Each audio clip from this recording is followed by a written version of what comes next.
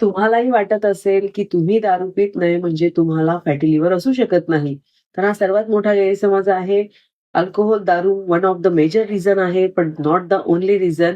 इतरही कारणं आहेत, जसं कायम हॉटेलिंग करणं, घरी जरी बनवलं असेल तर खूप तेल टाकून बनवणे, व्यायाम अजिबात न करणे, तसेच इतर आजारांमध्ये जसं की वजन जास्त असलेल्या लोकांमध्ये किंवा मधुमेह किंवा पी असलेल्या लोकांमध्ये हा प्रकार दिसून येतो. सगळ्यात महत्त्वाचं म्हणजे सततचा मानसिक ताण, मल्टीटास्किंग बऱ्याच लोकांची असते आणि तो स्ट्रेस फॅक्टर कुठेतरी फॅटी लिव्हरला कारणीभूत ठरतो.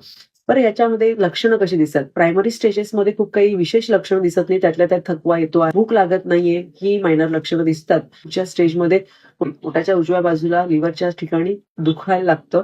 अजीर्ण, मळमळ, उलट्या, वजन हळू वाढायला लागतं, पोटावरचा घेर वाढायला लागतो. सगळ्यात महत्त्वाची म्हणजे पुढची गंभीर स्टेज म्हणजे त्वचा आणि डोळे हे पिवळसर रंगाचे दिसत येतात. भूक खूप कमी होऊन जाते, वजन कमी व्हायला लागतं, थकवा खूप असतो, पायावर सूज यायला लागते आणि पोटात दुखणं हे सतत चालू असतं.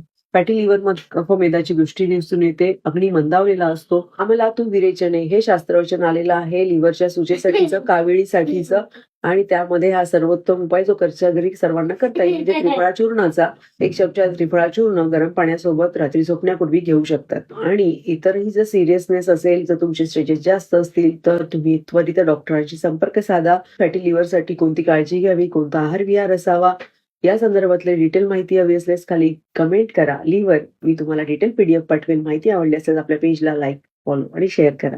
धन्यवाद.